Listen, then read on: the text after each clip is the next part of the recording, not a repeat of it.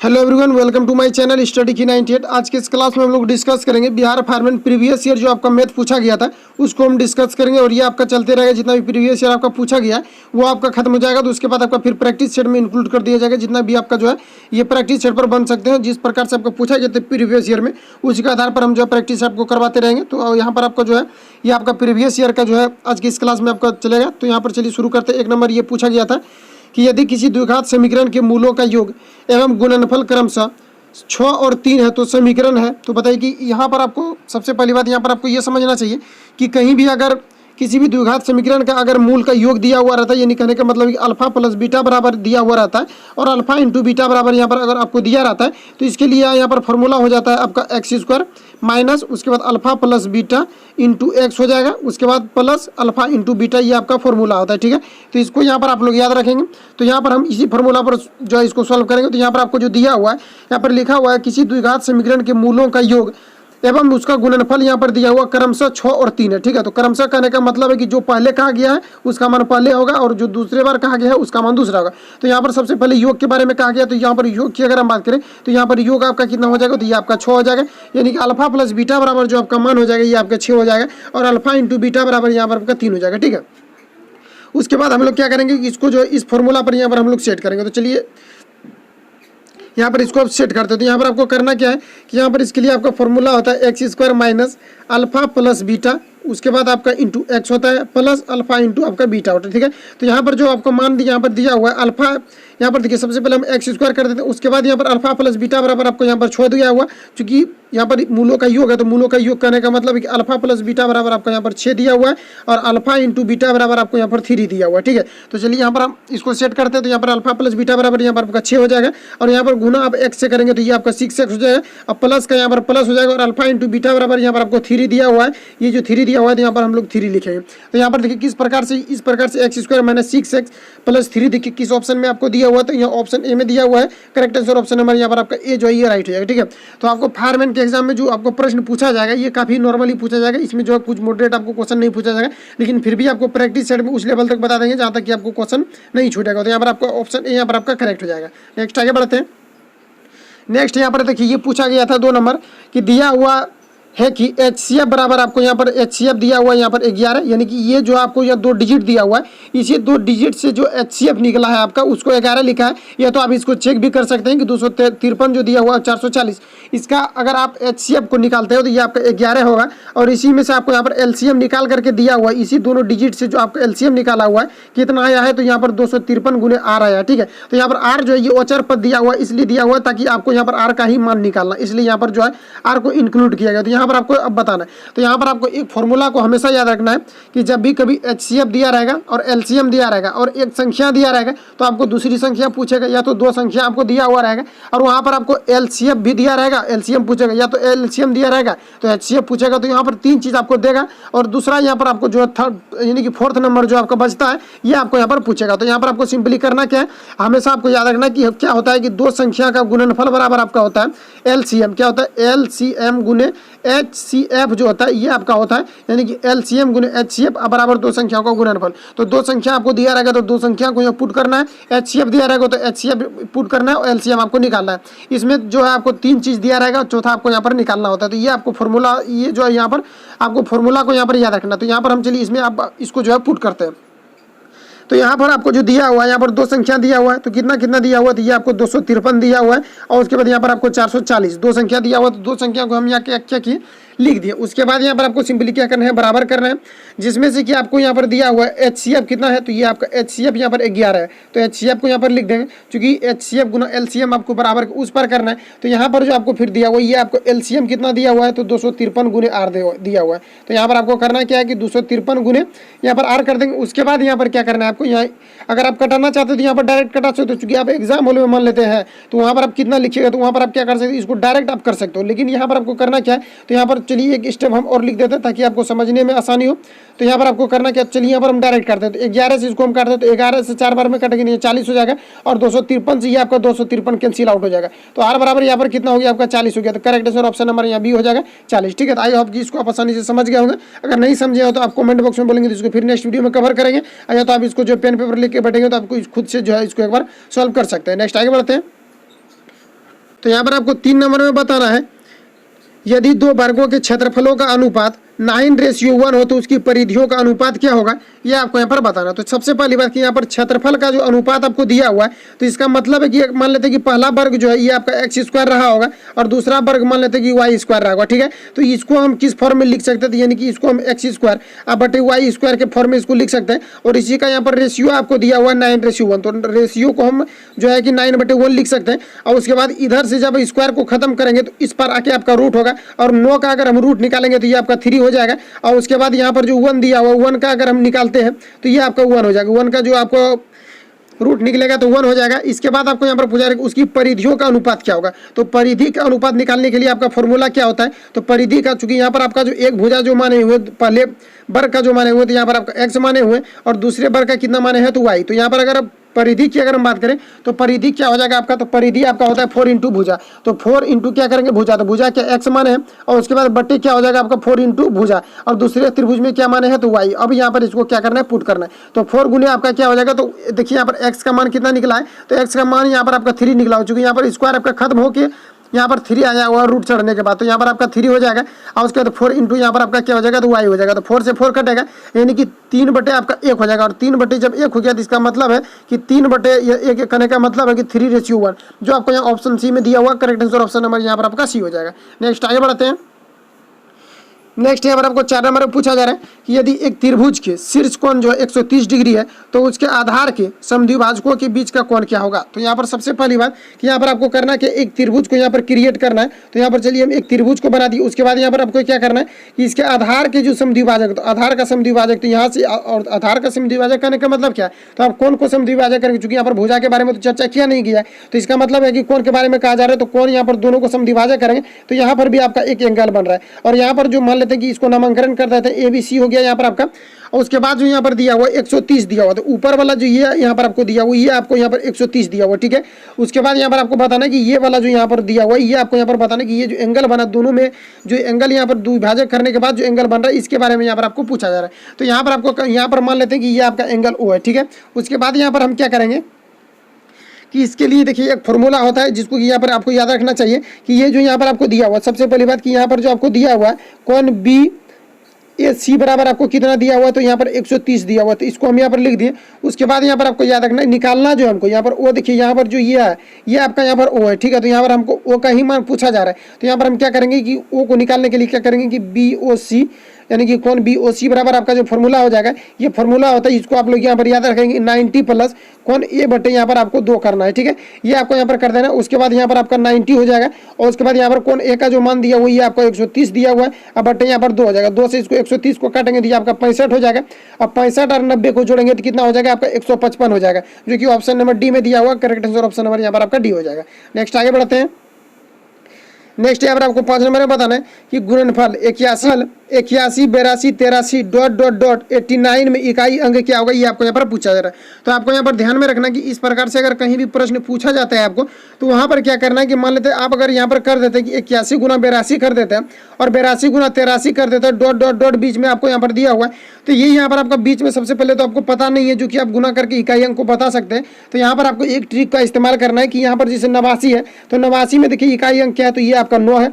इसमें फिर देखिए आपका यहाँ पर इकाई अंक क्या है, तो यहाँ पर आपका 3 दिया हुआ, ठीक है। इस 9 को हम ये 3 से गुना करेंगे, जहाँ पर इकाई अंक दिया तो 9 3 कितना हो जाएगा 27, तो 27 हो गया। तो 27 में इकाई अंक क्या है तो 7, इस 7 को फिर यहाँ 2 से गुना करेंगे जो 82 में आपको यहाँ पर इकाई अंक में दिया हुआ, तो 7 को यहाँ पर 2 से गुना करेंगे तो 7 दूनी आपका 14 हो जाएगा। तो यहाँ पर आपका क्या हो जाएगा, यानी कि आपका 4 हो जाएगा। 14 में मान लेते हैं कि 14 यहाँ पर आप लिख दे, 14 के इकाई अंक क्या है, तो यहाँ पर आपका 4 है। इस 4 को फिर कहाँ गुना करेंगे, तो ये 81 वाला जो लास्ट में आपका इकाई अंक है एक के साथ आपको यहाँ पर गुना कर देना। तो 4 को अगर 1 से हम गुना कर देते तो ये आपका 4 हो जाएगा। तो यहाँ पर correct answer option number B हो जाएगा। इकाई अंक जो होगा आपका ये आपका 4 हो जाएगा, तो ऑप्शन भी यहाँ पर आपका करेक्ट हो जाएगा। नेक्स्ट आगे बढ़ते हैं। नेक्स्ट यहाँ पर आपको 6 नंबर में बताना है। 6 नंबर में यहाँ पर आपको पूछा जा रहा है कि 9 किलोग्राम 8 किलोग्राम को किलोग्राम में बदलिए। तो यहाँ पर आपको करना क्या है कि 9 किलोग्राम और 8 ग्राम जो है 8 ग्राम यहाँ पर दिया हुआ है, इन दोनों को क्या करना है कि आपको किलोग्राम में जो है कन्वर्ट करना है। तो यहाँ पर आपको 9 किलोग्राम दिया हुआ है तो 9 किलोग्राम को लिख देंगे। उसके बाद 8 ग्राम, तो 8 ग्राम को हम क्या करेंगे कि इसको किलोग्राम में बदलेंगे। तो 8 ग्राम को किलोग्राम में बदलने के लिए इसमें आपको करना क्या होता है कि 1000 से डिवाइड करना होता है। मान लेते हैं कि अगर यहाँ पर अगर रहता आपका किलोग्राम, किलोग्राम को अगर आपको ग्राम में चेंज करना है तो 1000 से गुना, और अगर ग्राम को किलोग्राम में चेंज करना है तो 1000 से यहाँ पर आपको डिवाइड कर देना, ठीक है।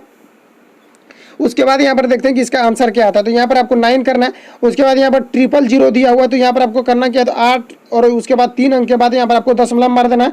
उसके बाद इसको हम ऐड करते हैं तो यहाँ पर क्या हो जाएगा 9.008 हो जाएगा। तो इस प्रकार से देखिए किस ऑप्शन में दिया हुआ, तो यहाँ पर ऑप्शन सी में दिया हुआ 9.008। तो इसका करेक्ट आंसर ऑप्शन नंबर यहाँ पर आपका सी जो है राइट हो जाएगा। नेक्स्ट आगे बढ़ते हैं।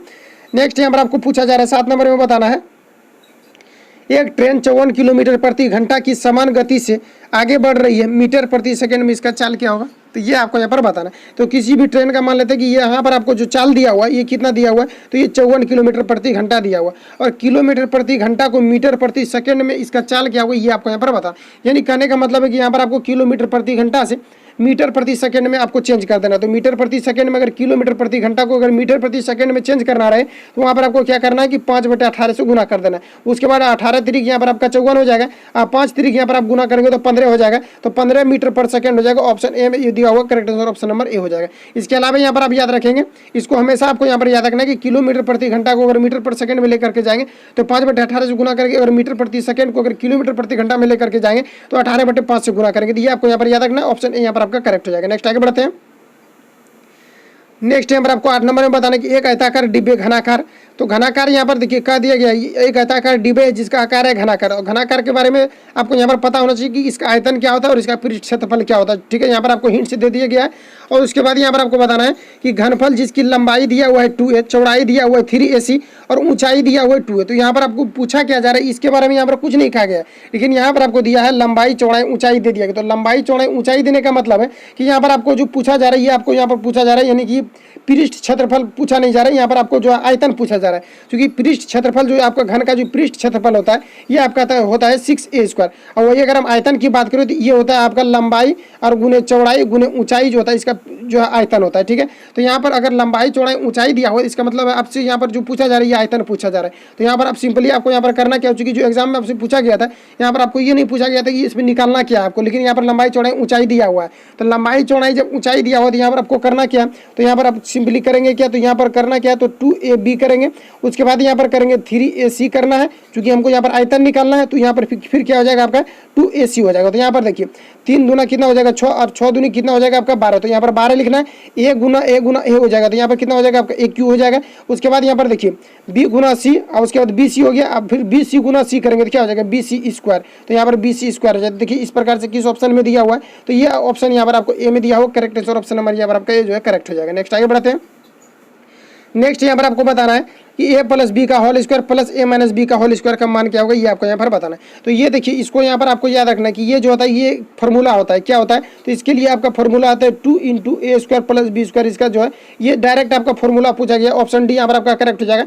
अगर आप इसका फॉर्मूला याद नहीं रखते, इसको अगर सॉल्व करके आप बनाना चाहते हैं तो आप बिल्कुल इसको बना सकते हैं। तो किस कैसे बनाना है, तो यहाँ पर देखिए a प्लस बी का होल स्क्वायर दिया हुआ है, तो यहाँ पर आपको करना क्या a² प्लस b² हो जाएगा। उसके बाद प्लस 2ab आपको यहाँ लिख देना है, प्लस है बीच में तो यहाँ पर प्लस लिखेंगे। उसके बाद हो जाएगा आपका a² प्लस b²। उसके बाद माइनस 2ab आप इस प्रकार से लिख सकते हैं, और प्लस 2ab माइनस 2ab ये आपका खत्म हो जाएगा। और a² यहाँ पर देखिए 2 जगह a² है तो यहाँ पर आपको करना क्या है 2a² हो जाएगा, और 2 जगह b² दिया हुआ तो यहाँ पर आपका 2b² हो जाएगा। अब इसमें करना क्या है, तो 2 को कॉमन लेंगे तो ये हो जाएगा आपका a² और प्लस b² हो जाएगा। तो वही यहाँ पर जो है डायरेक्ट यहाँ पर दिया हुआ ऑप्शन डी में correct answer option number D हो जाएगा। इसके अलावा यहाँ पर आपको याद रखना है कि ये अगर जिस प्रकार से यहाँ पर आपको दिया हुआ है कि ये प्लस बी का यहाँ पर होल स्क्वायर दे दिया गया, अगर यहाँ पर बीच में आपको माइनस दिया रहेगा, ठीक है, और उसके बाद यहाँ पर दिया रहेगा a माइनस बी का आपको होल स्क्वायर दिया रहेगा, तो इसके लिए फॉर्मूला हो जाएगा आपका यानी कि 4 × a और उसके बाद हो जाएगा माइनस बी, ठीक है। तो इसको भी आप लोग याद 4 × a प्लस बी हो जाएगा। तो ये भी आपको यहाँ पर याद रखना है, ठीक है।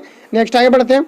नेक्स्ट यहाँ पर आपको 10 नंबर में बताने कि राम ने अपने पास 2000 रुपये रखे थे, उसमें 300 रुपये खर्च किए, उनमें जो है कितने प्रतिशत धन को खर्च किए ये आपको यहाँ पर पूछा जा रहा है। यहाँ पर अब यहाँ पर आपको करना क्या है कि मान लेते हैं कि राम के पास कितना रुपया है, तो यहाँ पर उसके पास 2000 रुपया है, 2000 में उसके द्वारा 300 रुपये खर्च किया गया है, तो उसके द्वारा कितना प्रतिशत खर्च किया गया है ये आपको यहाँ पर बताना है। तो यहाँ पर देखिए सबसे पहली बात की जो खर्च किया जा रहा है कितना का किया जा रहा है, जिसमें क्या लगेगा उसको नीचे और उसके रिस्पेक्ट वाले के ऊपर जो निकालना रहेगा गुना कर देना आपको। तो यहाँ पर देखिए 2000 का कितना प्रतिशत, तो यहाँ पर 300% आपको निकालना है। तो 2000 को हम नीचे लिखेंगे। और 2,300 रुपया अगर वो खर्च कर रहा है तो कितना प्रतिशत कर रहा है, तो प्रतिशत के लिए आपको यहाँ पर क्या करना है, तो 100 से गुना कर रहा है, डबल जीरो से, सॉरी यहाँ पर देखिए फिर से आप करते हैं, तो यहाँ पर आपका क्या हो जाएगा, 2,000 आपको यहाँ पर नीचे हो जाएगा, उसके बाद यहाँ पर हो जाएगा आपका 300, तो यहाँ पर 300 लिख दिया। उसके बाद यहाँ पर परसेंटेज के लिए आपको 100 से गुना कर रहा है, डबल जीरो से यहाँ पर आपका डबल जीरो कैंसिल हो जाएगा, जीरो से जीरो कटेगा, 2 से काटेंगे तो ये आपका 15 हो जाएगा। तो 15% ऑप्शन नंबर बी में दिया हो, करेक्ट आंसर ऑप्शन ए और बी हो जाएगा। ये सब बनाने के लिए आपको पेन भी नहीं चलाना पड़ेगा, थोड़ा सा चलाना पड़ेगा, तो आप बिल्कुल एग्जाम में चला सकते हैं।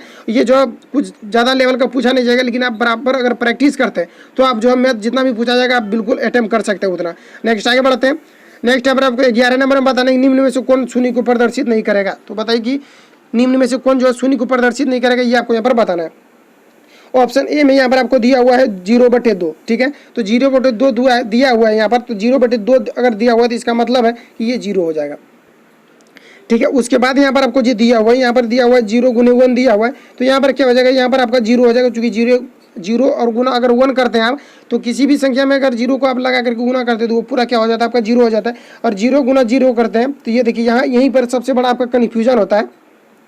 ऑप्शन सी को हम यहाँ पर छोड़ देते हैं, क्योंकि आपका जो आंसर है ये ऑप्शन सी है, ठीक है। तो यहाँ पर आपको करना क्या है, 10 - 10 बटे यहाँ पर डी ऑप्शन जो यहाँ पर आपको दिया हुआ है 10 - 10 बटे 2 दिया हुआ, तो यहाँ पर क्या हो जाएगा, 10 में 10 घटेगा तो 0/2 हो जाएगा, बराबर आपका 0 हो जाएगा। तो ये भी 0 हो रहा है। यहाँ पर क्या होगा कि 0 × 0, तो ये भी आपका 0 हो रहा है ऑप्शन सी के अकॉर्डिंग। तो लेकिन यहाँ पर जो है अगर आप सभी को 0 कर देते हो तो फिर आप आंसर क्या मारोगे, क्योंकि यहाँ पर आपसे जो पूछा जा रहा है कि कौन सा, यहाँ पर आपको बताना है कि 0 को प्रदर्शित नहीं करता है। तो यहाँ पर आपको करना क्या है, तो यहाँ पर सभी तो 0 प्रदर्शित कर, लेकिन ऑप्शन सी जो है ये जो है परिभाषित नहीं होता। ये अगर कहीं पर अगर मिले आपको कि 0 × 0, तो ये यहाँ पर आपको बताना है कि कौन जो है शून्य को प्रदर्शित नहीं करता है। तो शून्य को प्रदर्शित नहीं करने का मतलब है कि सॉल्व करने के बाद शून्य नहीं आना चाहिए। तो ये देखिए आपका आ रहा है, तो यहाँ पर देखिए 0 × 0 ये जो है परिभाषित ही नहीं होता है, तो इसलिए यहाँ पर ऑप्शन सी आपका गलत हो जाएगा, ठीक है। ये 0 को आपका प्रदर्शित नहीं करता, ये कन्फ्यूजन के लिए प्रश्न ये पूछा गया था और ये बहुत अच्छा प्रश्न है, तो ऑप्शन सी यहाँ पर आपका करेक्ट हो जाएगा, इसको आप लोग ध्यान में रखेंगे। नेक्स्ट आगे बढ़ते हैं। नेक्स्ट यहाँ पर आपको 12 नंबर में बताना है, एक चतुर्भुज के 2 कोणों का माप दिया हुआ है, 110 दिया हुआ है और 100 दिया हुआ है, तो बाकी 2 कोण के हैं आपस में बराबर है। ये आपको यहाँ पर कहा गया है क्वेश्चन में कि बाकी 2 कोण बराबर है, तो प्रत्येक कोणों का मान क्या होगा ये आपको यहाँ पर बताना है। तो 2 कोण जो यहाँ पर आपको दिया हुआ है 110 और यहाँ पर 100 दिया हुआ है, ठीक है। तो चतुर्भुज के तीनों कोणों का जो योग होता है ये कितना होता है, तो ये आपका 360 होता है, ठीक है। 360 में हम क्या करेंगे कि ये दोनों कोण को घटा देंगे, जो यहाँ पर आपको प्रश्न में जो दिया हुआ है इन दोनों कोण को माइनस कर देंगे, और माइनस करने के बाद जो आपका बचेगा उन दोनों को हम बराबर यानी 2 से डिवाइड कर देंगे, तो दोनों बराबर बराबर भाग में आपका बढ़ जाएगा। और बराबर भाग में ही बढ़ना है, चूंकि इसलिए बढ़ना है क्योंकि यहाँ पर आपसे जो पूछा जा रहा है कि दोनों कोण आपस में, यानी कि इस दोनों कोण के बाद जो 2 कोण आपको बच रहा है वो दोनों क्या है आपस में बराबर है, तो बराबर है तो उसमें 2 से डिवाइड करेंगे तो दोनों आपको बराबर हो जाएगा।